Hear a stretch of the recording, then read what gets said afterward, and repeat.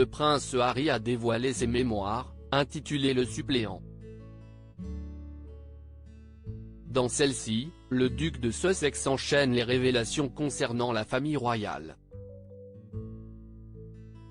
Il a notamment indiqué avoir dû demander la permission à Elisabeth II avant de demander Meghan Markle en mariage. En janvier 2020, les Sussex ont annoncé leur intention de quitter la famille royale. Depuis, c'est en Californie qu'ils sont installés et ils enchaînent les révélations. Ils se sont d'abord confiés à Oprah Winfrey, avant de réaliser un documentaire dévoilé par Netflix en décembre dernier. Récemment, c'est le prince Harry qui a publié ses mémoires, intitulées Le suppléant. Dans celle-ci, le duc de Sussex fait de nombreuses confidences sur ses relations avec la famille royale et il évoque notamment des moments marquants de sa vie. Parmi eux, sa demande en mariage à Meghan Markle. Ces propos ont été rapportés par The Mirror et il explique qu'il s'est entretenu avec la reine Elisabeth II avant, afin de lui demander sa permission.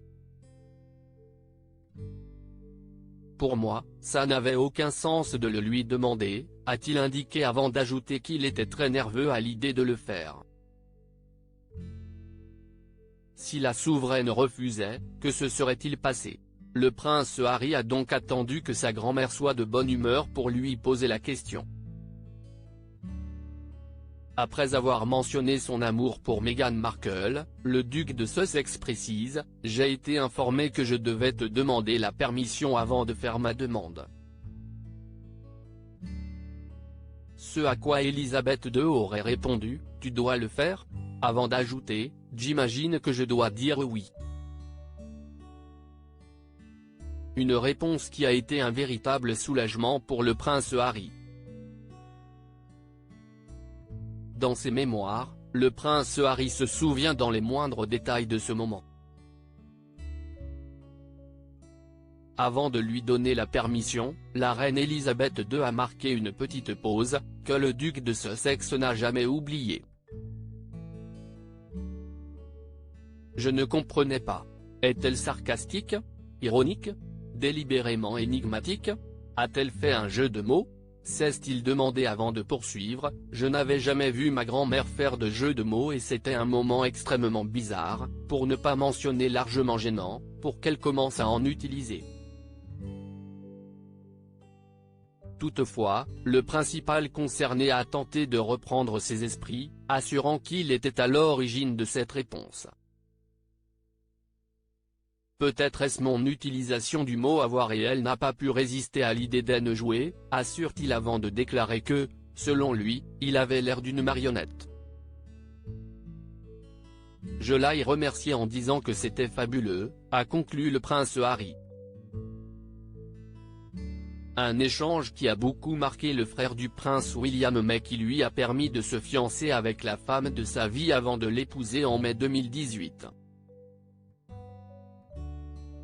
Prince Harry et Meghan Markle, une demande en mariage peu romantique après avoir eu l'accord de la reine Elisabeth II, le duc de Sussex était impatient de faire sa demande.